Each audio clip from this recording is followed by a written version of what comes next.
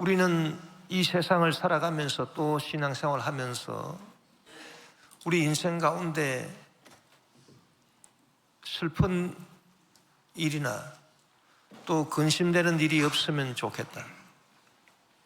그래서 늘 긍정적으로 맑고 밝고 환한 그런 삶을 살기를 원하고, 그렇게 살게 해달라고 하나님께 나와서 기도도 열심히 하고, 어떻게 하든 내 인생에 슬픔이 없고 근심되는 일이 없게 해달라고 우리는 주님 앞에 나와서 기도하고 간구를 합니다.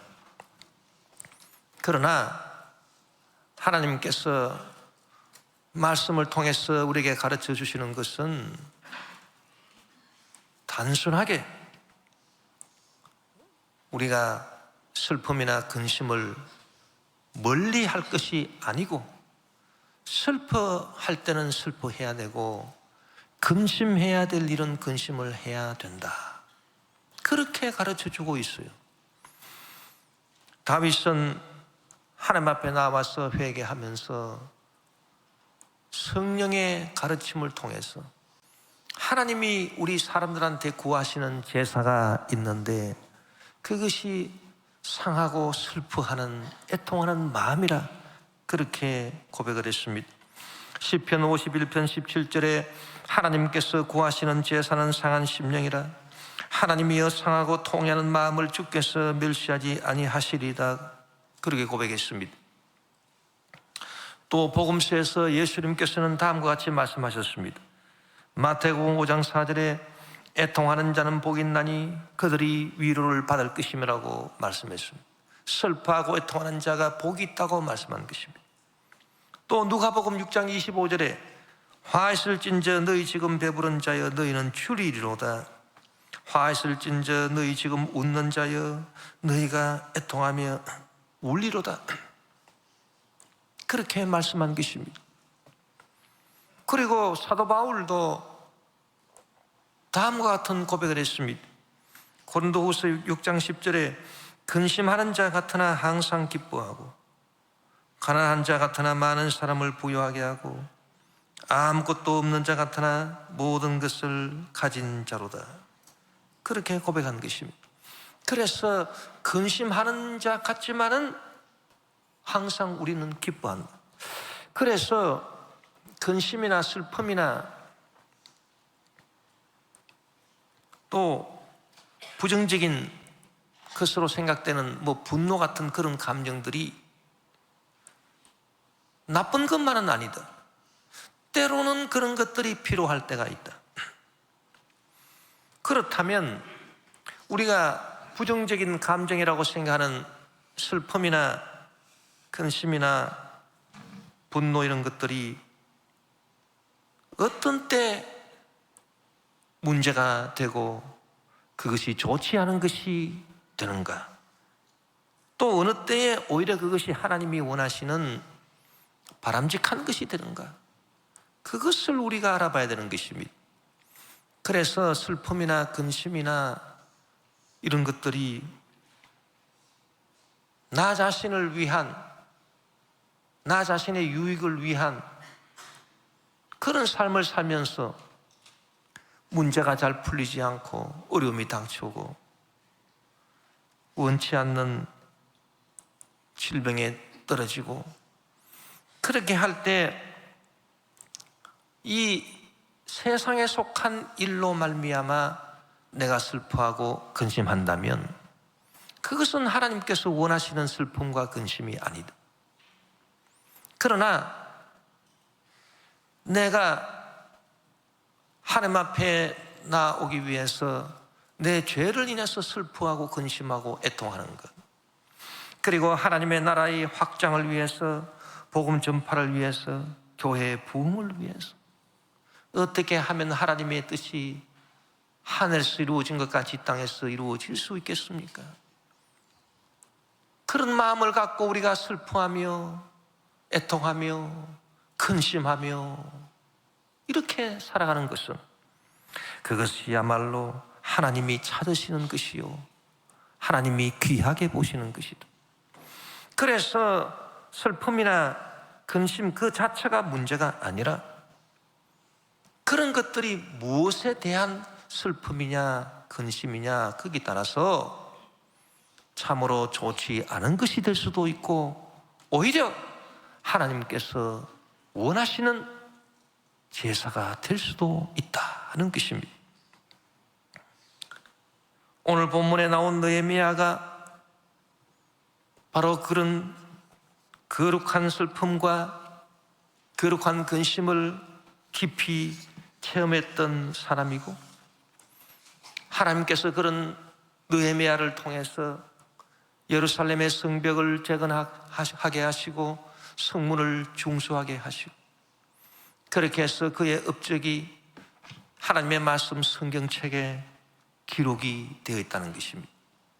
느헤미야는 자기의 사적인 일을 인해서 자기의 사적인 유익을 위해서 자기 생활의 문제가 잘못됨을 인해서 자기 몸이 병들고 약해짐을 인해서 그가 근심하거나 슬퍼한 것이 아닙니다. 그는 하나님의 뜻이 하늘에서 이루어진 것 같이 땅에 이루어져야 되고 자기 조국 유다와 예루살렘에 이루어져야 되는데 아직도 성벽이 무너진 채로 그대로 있고 성문이 불타서 중수되지 못한 상태로 있고 거기에 사는 자기 조국 이스라엘의 유대인들이 주변 사람들한테 박해를 받고 어려움을 당하고 비참한 삶을 아직도 살고 있다는 그 말을 전해 듣고 그가 거룩한 슬픔이 생기고 거룩한 근심이 생겨서 수일 동안을 울고 통곡하며 금식하며 하나님께 기도한 것입니다.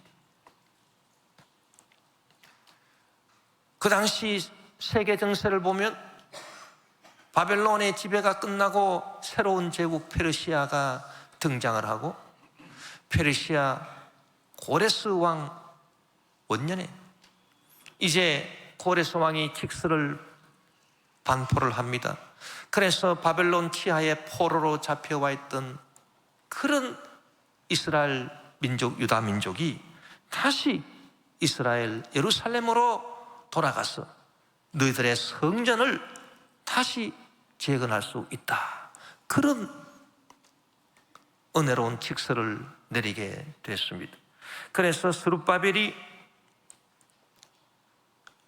예루살렘에 돌아와서 성전을 재건을 했습니다. 유다 백성들과 함께 포로에서 돌아와서 이제 성전을 하나님을 섬기는 성전 그 불타 없어진 그 성전을 다시 재건을 했으니 그것이 솔로몬 성전에 이어 2차적으로 지어진 스룹바벨 성전이라. 그 후에 에스라라고 하는 선지 교육자가 이 예루살렘에 또 와가지고 이 하나님의 백성 유대인들에게 율법을 가르쳤어요. 하나님의 율법을 가르치고 이스라엘 유다 공동체의 신앙을 바로 세우는 작업을 했습니다. 그러나 그럼에도 불구하고 아직도 이스라엘 그 유다 백성들 포로 갔다가 돌아온 그 예루살렘에 돌아온 유다 백성들의 마음속에는 하나님에 대한 믿음이 아직도 신실하지 못한 상태에 있고 더군다나 주변에 사는 사마리아인이나 암몬인, 아라비안, 블레셋 사람 이런 사람들이 그 포로로 붙잡혀 갔다가 다시 돌아온 유다 민족을 박해하고 핍박을 하고 성전은 재건되었지만 성벽은 아직도 허물어진 상태로 있고 성문은 아직도 불타서 중수되지 못한 그런 상태로 있다는 것입니다. 그래서 에스라가 예루살렘으로 돌아간 지 약 13년 후에 이 느헤미야는 그 페르시아 아닥사스다 왕, 그 왕의 술관원으로 있었는데 그가 슬퍼하고 통곡하고 근심하면서 그 아닥사스다 왕 수를 따르게 됐는데, 아닥사스다 왕이 보고 어찌해서 네 얼굴에 근심이 가득하고 슬픔이 가득한가? 느헤미야가 왕에게 부탁했습니다. 왕이시여, 나의 조국 이스라엘 수도 예루살렘 성전은 재건되었지만은 성벽은 아직도 허물어진 채로 있고 성문은 불타서 아직도 중수되지 못한 상태로 있고, 우리 유다 백성들, 거기로 귀환한 유다 백성들은 왕의 은총을 받아서, 고레스 왕 은총을 받아서 귀환을 했지만은 그러나 아직도 주변 사람들의 박해로 시달리고 있고, 그러니 내가 어찌 근심하고 슬퍼하지 아니할 수가 있겠습니까? 왕이시여, 제가 간절히 왕에게 요청드립니다. 왕이 원하신다면 저를 예루살렘으로 보내주십시오. 그렇게 해서 그 무너져버린 성벽을 다시 건축하고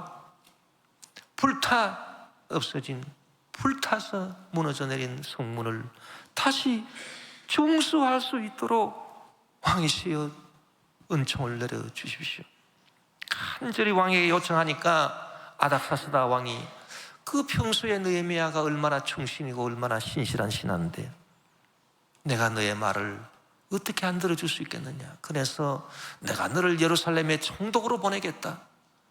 그래서 그 예루살렘으로 가는 길에 여러 지방 관리들한테 이 느헤미야가 예루살렘에 잘 도착할 수 있도록 보호해 주라는 통행증도 발급을 해주고, 또 왕이 스스로 가꾸고 있던 그 숲의 큰 나무들도 다 그 성벽을 재건하고 성문을 다시 중수하는 일에 쓸 수 있도록 그렇게 목재와 자원들도 허락을 해주고, 또 느헤미야와 함께 예루살렘에 돌아가서 성벽을 재건하고 성문을 중수할 수 있도록 제사장, 백성들, 기술자, 레위 사람, 이런 사람들을 다 딸려서 같이 보내게 된 것입니다.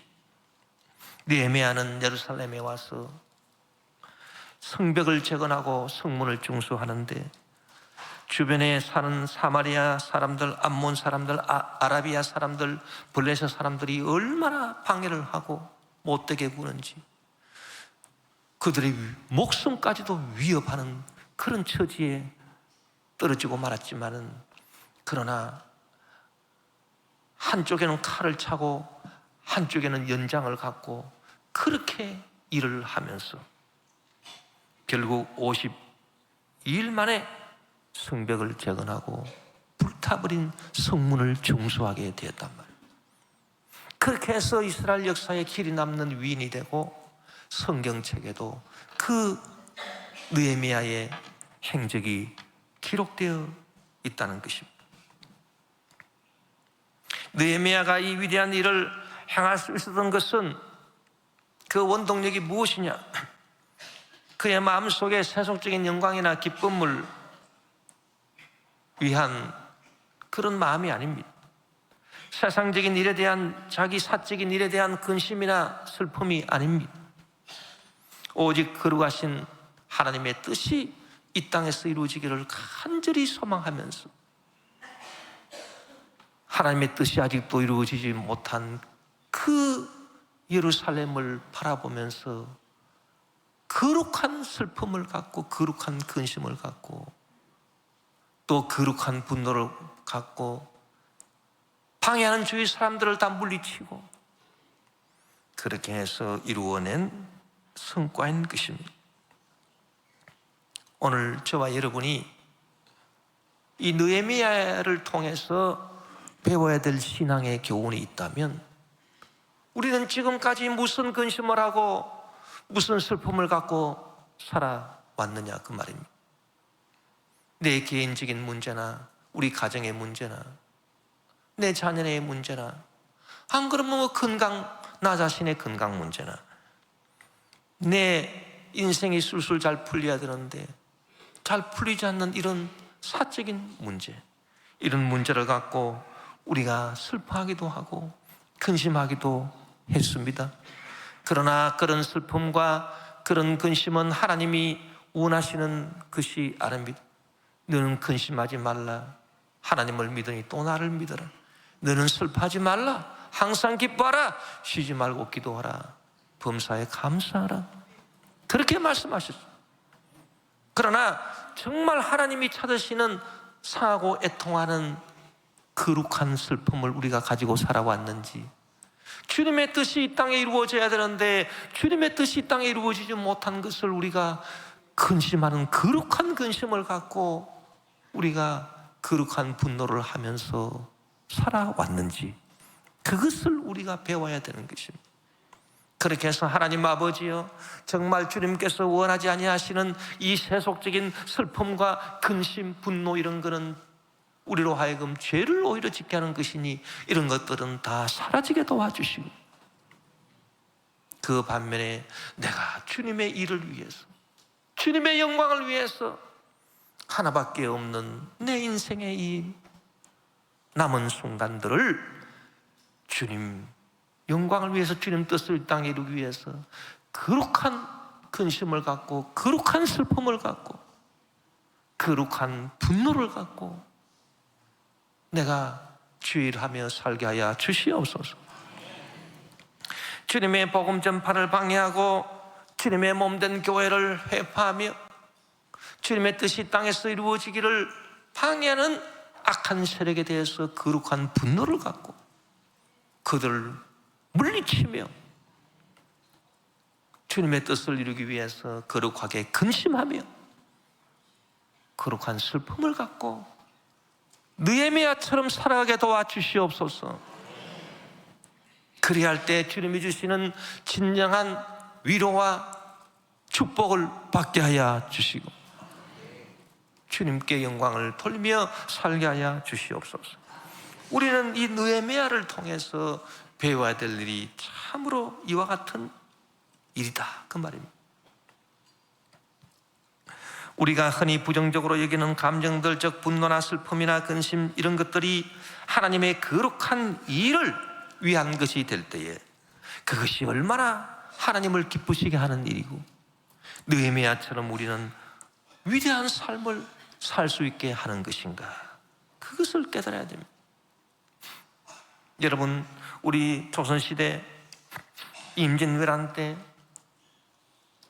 외병이 쳐들어와서 전 국토가 다 황폐하게 되고 나라가 망할 지경에 이르렀습니다. 그때 진주에 살고 있었던 논개라고 하는 여인이 있었는데 이 여인이 자기 부군인 최경애라고 하는 사람이 의병장이 되어서 나가서 왜군과 싸웠는데 안타깝게 그냥 전사를 해버리고 말았어요. 싸움에서 승리한 외장이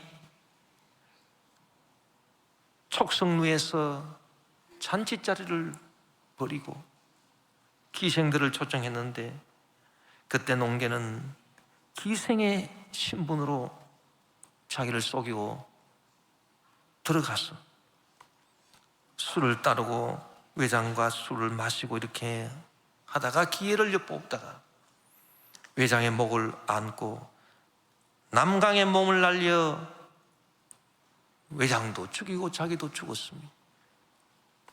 이런 역사적 사실을 바탕으로 수주 변영로라고 하는 시인이 논개라고 하는 시를 읊지 않았습니까? 거룩한 분노는 종교보다도 깊고 불붙는 정열은 사랑보다도 강하다. 아, 강낭콩 꽃보다도 더 푸른 그 물결 위에 양귀비 꽃보다도 더 붉은 그 마음 흘러라. 아립답던 그 암이 높게 흔들리며 그 석류속 같은 입술 죽음을 입맞추었네. 아, 강낭콩 꽃보다도 더 푸른 그 물결 위에 양귀비 꽃보다도 더 붉은 그 마음 흘러라. 흐르는 강물은 길이길이 푸르리니 그대의 꽃다운 혼의 아니 불거랴. 아, 강낭콩 꽃보다도 더 푸른 그 물결 위에 양귀비 꽃보다도 더 붉은 그 마음 흘러라. 여러분, 우리는 한 나라의 운명을 위한 이 조선의 기생이었던 논개의 이런 거룩한 분노가 있었듯이 우리 대한민국이 자유민주주의 위에 국권이 있었어. 온 세계 만민에게 주의 복음 전가하는 복된 나라가 되기 위해서 이와 같은 이 대한민국의 앞날을 저해하고 방해하는 모든 악한 마귀 귀신 세력들과 그 악한 마귀 귀신 세력들의 소화가 되어 있는 악한 세력들, 그들과 싸울 수 있는 거룩한 분노를 우리는 느끼고 있는가? 오늘날 우리의 인생이 초라한 것은 우리가 그 무슨 세속적인 기쁨이나 평안을 추구하지 하나님의 거룩한 뜻을 이루기 위하여 느헤미야처럼 거룩한 분노나 거룩한 슬픔이나 거룩한 근심이 없다는 여기에 우리 인생이 초라해질 수밖에 없는 것. 여러분, 다윗이 이스라엘의 왕이 된 것은 무엇 때문에 그가 이스라엘 왕이 됐습니까? 하나님께서 왜 그를 이스라엘의 왕으로 기름 부어주셨나요? 그가 블레셋 거인 장수 골리앗과 싸워 이겼기 때문입니까? 물론 맞습니다. 그러나 그보다도 더 근본적인 이유가 있습니다. 하나님께서 다윗을 이스라엘의 왕으로 세우신 이유가 있습니다. 그것은 다윗이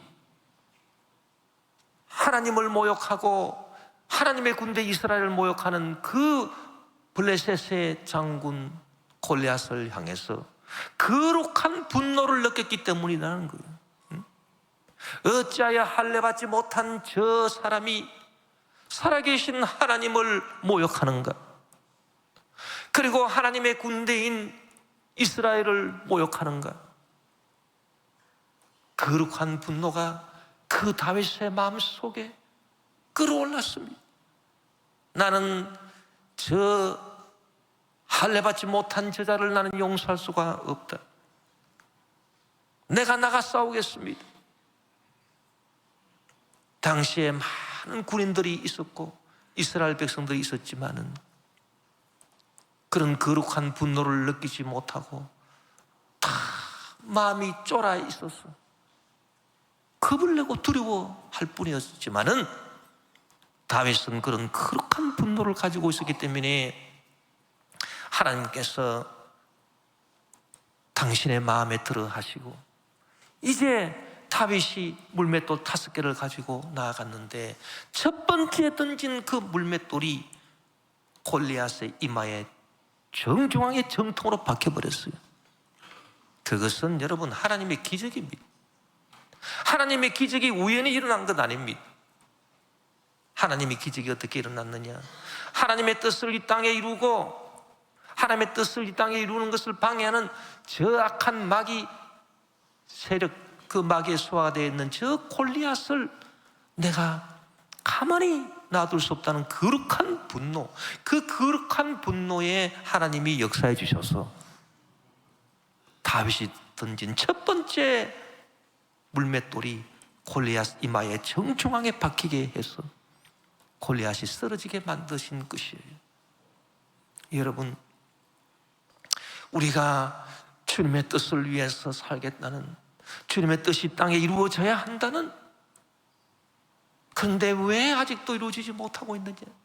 방해하는 세력에 대한 거룩한 분노를 갖고 우리가 나아간다면 골리앗 같은 문제나 골리앗 같은 질병이나 그런 대적이 우리 앞에 서 있다 하더라도 우리가 능히 다 쓰러뜨리고 이기고 승리하고 나갈 줄 믿습니다. 여러분, 문제는 그런 거룩한 분노가 없다. 이것이 문제예요. 오늘날 우리 성도님들이 무엇 때문에 분노하고 있습니까? 각자 개인의 문제나 가정의 문제로, 사적인 문제로 분노하고 있습니까? 여러분의 인생이 잘 안 풀려서 분노합니까? 여러분의 개인의 삶을 위협하는 문제 때문에, 원수 때문에 여러분이 분노합니까?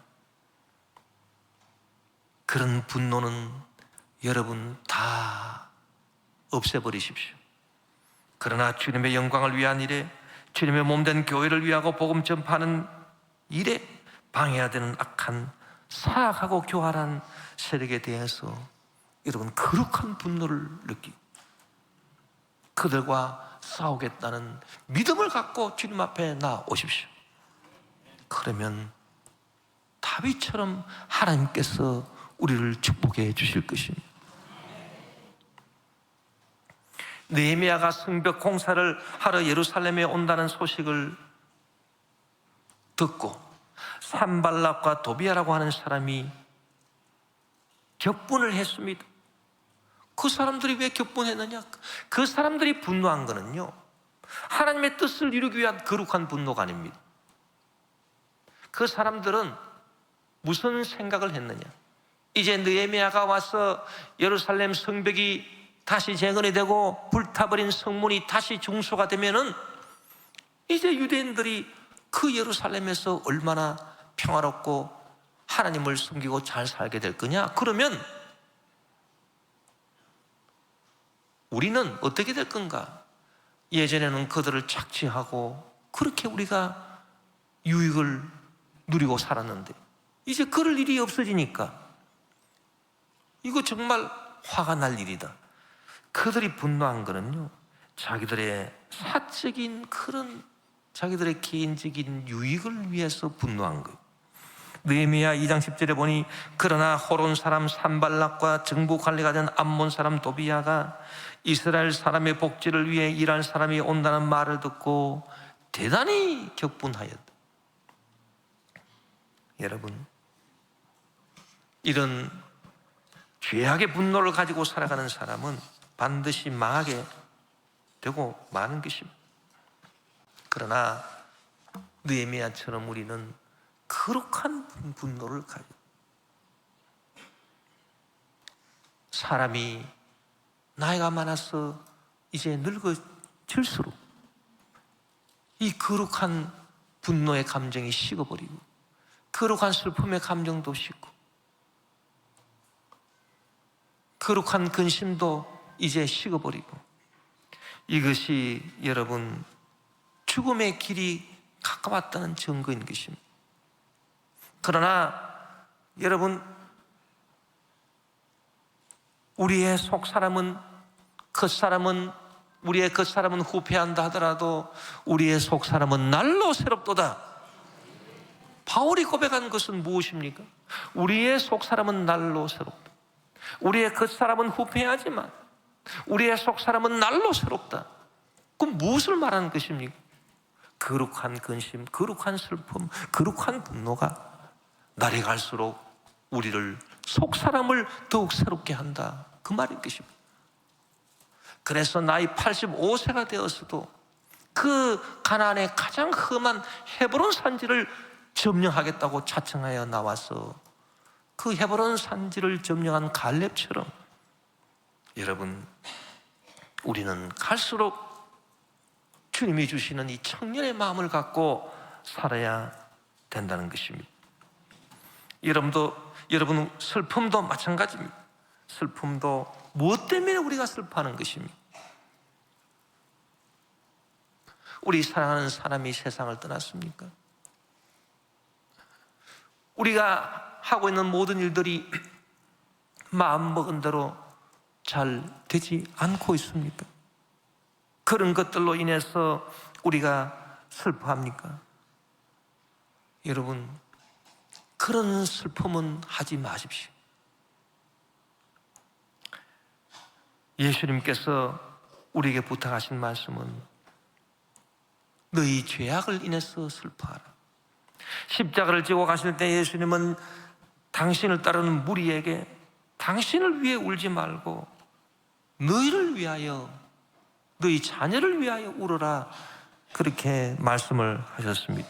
누가복음 23장 26절 28절에 그들이 예수를 끌고 갈 때에 시몬이라는 구레네 사람이 시골에서 오는 것을 붙들어 그에게 십자가를 집어 예수를 따르게 하더라.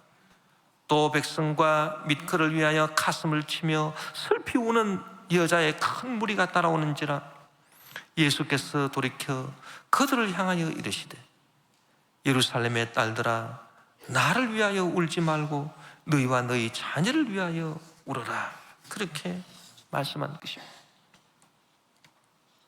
여러분, 우리가 이 거룩한 슬픔을 가져, 나의 죄를 인해서 애통하는 슬픔을 가져, 또 거룩한 분노를 가져, 다윗도 거룩한 분노를 가졌지만 예수님도 거룩한 분노를 가지셨습니다. 예수님께서 십자가에 달리시기 위하여 예루살렘 성에 입성을 했는데 예루살렘 성 안에 성전에 가보니까 하나님의 성전이 하나님께 기도하는 사람들이 모인 곳이 아니라 장사지들이 다 모여 있는 겁니다. 그래서 비둘기 파는 사람, 염소 파는 사람, 온갖 장사지들이 가득히 성전 안팎에 있는 것을 보고 예수님께서 거룩한 분노를 일으켜서 노끈으로 채찍을 만들어서 그들을 다 성전에서 내가 쫓아버렸습니다. 그것이 성전 정화 사건입니다. 또 여러분, 우리는 거룩한 근심을 해야 됩니다. 세속적인 일에 대한 근심은 하지 말아야 됩니다. 너희는 근심하지 말아라. 아무것도 염려하지 말고 오직 모든 일에 기도와 간구로 너희 구할 것을 감사함으로 하나님께 아뢰라. 그러나 여러분, 우리가 주님의 뜻을 이 땅에 이루기 위한 거룩한 근심은 우리가 해야 됩니다. 세속적인 일에 대한 근심은 우리로 사망에 이르게 하지만 주님의 일에 대한 거룩한 근심은 우리에게 구원에 이르게 하는 회개를 이루게 합니다. 이 거룩한 분노와 슬픔과 근심으로 우리가 마음을 아파하면 이것이 진정 우리를 열정적인 사람으로 만드는 것입니다. 여러분, 우리는 신앙생활 할 때 열정을 갖고 뜨거운 마음으로 신앙생활을 해야 됩니다. 물에 물 탄 듯 술에 술 탄 듯 미지근한 신앙생활이 아니라 뜨거운 열정을 갖고 신앙생활을 해야 됩니다. 왜 뜨거운 열정이 없습니까? 그것은 거룩한 분노, 거룩한 근심, 거룩한 슬픔이 없기 때문입니다. 사람은 지식과 감정과 의지가 있는데 열정적인 삶을 살기 위해서는 이 감정이 앞서는 법인데 이 감정에 있어서 뜨거운 그 감정, 거룩한 분노, 거룩한 근심, 거룩한 슬픔이 없단 말입니다. 그러면은 이 열정이 식어버립니다. 우리가 신앙생활 열정적으로 할 수가 없습니다. 고린도후서 7장 10절 11절에 보니 하나님의 뜻에 맞게 마음 아파하는 것은 회개를 하게 하여 구원에 이르게 함으로 후회할 것이 없습니다. 그러나 세상 일로 마음 아파하는 것은 죽음에 이르게 합니다. 보십시오. 하나님의 뜻에 맞게 마음 아파함으로써 여러분에게 얼마나 많은 변화가 일어났습니까? 여러분이 나타낸 그 열성, 그 변호, 그 의분, 그 두려워하는 마음, 그 그리워하는 마음, 그 열정, 그 응징은 참으로 놀라운 것입니다. 여러분은 그 모든 일에 잘못이 없음을 보여주었습니다. 어떻게 해야 내가 열정적인 신앙의 삶을 살아갈 수 있겠는가? 하나님 뜻에 맞게 마음 아파해야 합니다. 하나님 뜻에 맞게 마음 아파하는, 즉 거룩한 슬픔, 거룩한 근심, 거룩한 분노를 갖고 살아야 됩니다. 예수님은 우리에게 너희는 먼저 그의 나라와 그의 의를 구하라고 말씀하셨어요. 어떻게 해야 먼저 그의 나라와 그의 의를 우리가 먼저 구할 수 있습니까? 나를 위한 사적인 분노나 근심이나 슬픔이 아니라 하나님의 나라, 하나님의 의가 아직도 이 땅에 이루어지지 못한 그 일에 대하여 느끼는 거룩한 분노, 거룩한 근심, 거룩한 슬픔이 우리 마음을 가득히 채울 때, 그때 우리가 먼저 그 나라와 그의 의를 구하며 살아갈 수가 있는 것입니다. 여러분, 하나님께서 우리에게 주시는 이 진정한 기쁨이 있어요. 하나님이 주시는 기쁨은 가짜 기쁨이 아닙니다. 가짜 기쁨이 아니라 진짜 기쁨입니다. 그런데 놀라운 것은 이 진짜 기쁨은 세상이 주는 기쁨하고 다르다. 하나님이 주시는 진짜 기쁨은 누구한테 주어질까요? 그냥 기뻐하는 사람에게 주어지지 않습니다. 거룩한 슬픔을 가지고, 거룩한 근심을 갖고, 거룩한 분노를 가지고 살아가는 사람에게 하나님이 진정한 기쁨을 주십니다. 그게 참 놀랍습니다. 거룩한 근심을 하는 사람은 사도 바울이 고백한 것처럼 우리는 근심하는 자 같으나 항상 기뻐한다. 왜? 하나님이 기쁨을 주시니 진짜 기쁨이 임한. 근심하는 자 같지만 기쁜 사람이 되시기를 바랍니다. 우리가 하나님의 뜻을 이루기 위한 거룩한 근심을 하게 되면, 세상 근심이 아니라 거룩한 근심을 하게 되면 우리가 근심하는 것 같지만, 근심하지요. 그러나 우리 속에는 하나님이 주시는 진정한 기쁨이 있어서 근심하는 자 같으나 기쁘다는 거예요. 이게 진짜 기쁨이죠. 그러나 세상 사람들은 하나님의 뜻을 위한 거룩한 근심을 하지 못하기 때문에 겉으로는 기뻐하는 자 같지만 속으로는 다 근심이 가득하다, 그 말입니다. 여러분, 겉으로는 기뻐하지만 속으로는 근심이 가득한 사람이 되시기를 원하십니까? 아니면 겉으로는 근심하지만 속으로는 기쁨이 가득한 그런 사람이 되시기를 원하십니까? 겉으로는 기뻐하는 것 같지만 속에는 근심이 가득한 그런 사람이 되지 마십시오. 우리가 하나님의 뜻에 맞는, 하나님의 뜻을 위한 거룩한 근심을 하면 겉으로는 근심하는 것 같지만 속으로는 하나님이 주시는 기쁨이 충만하게 될 것입니다. 거룩한 슬픔을 가진 사람은 하나님이 주시는 위로를 받습니다.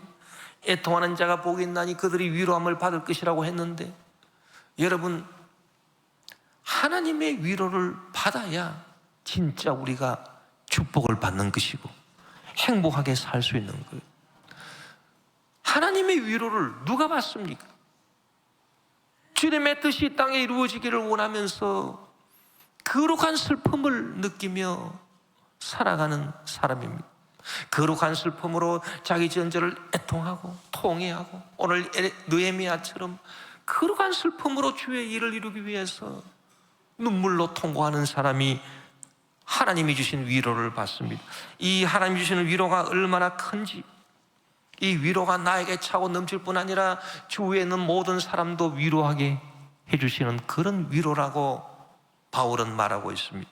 고린도후서 1장 3절 4절에 찬송하리로다 그는 우리 주 예수 그리스도의 하나님이시요 자비의 아버지시요 모든 위로의 하나님이시며 우리의 모든 환난 중에서 우리를 위로하사 우리로 하여금 하나님께 받는 위로로서 모든 환난 중에 있는 자들을 능히 위로하게 하시는 이시로다. 하나님이 주시는 위로는 그런 겁니다. 규모가 큽니다. 엄청납니다. 나만 위로받는 것이 아니라 주위의 모든 사람들을 위로해주는 놀라운 위로입니다. 놀라운 능력입니다. 이런 하나님의 위로를 받아야 우리 인생이 진정으로 승리하는 것이지, 세상이 주는 위로가 무슨 소용이 있겠습니까? 오늘 저와 여러분이 느헤미야를 본받아서 우리 남은 인생을 쓸데없는 일에, 나 자신을 위한 일에, 나 자신의 그 세속적인 유익을 위한 일에 슬퍼하고 근심하고 분노할 것이 아니라 하나님의 뜻을 이 땅에 이루는 그 일에 회개하고 통회하는, 자복하는 일에 슬퍼하고 주님의 뜻을 이루기 위한 일에 애통하고 근심하고 분노하고 거룩한 근심, 거룩한 분노, 거룩한 슬픔으로 우리가 날마다 주님 앞에 나와서 주의를 할 수 있고, 그렇게 해서 주님께 축복을 받는, 위로를 받는, 진정한 위로를 받는 행복하고 복된 저와 여러분 다 되시기를 주의 이름으로 축원합니다.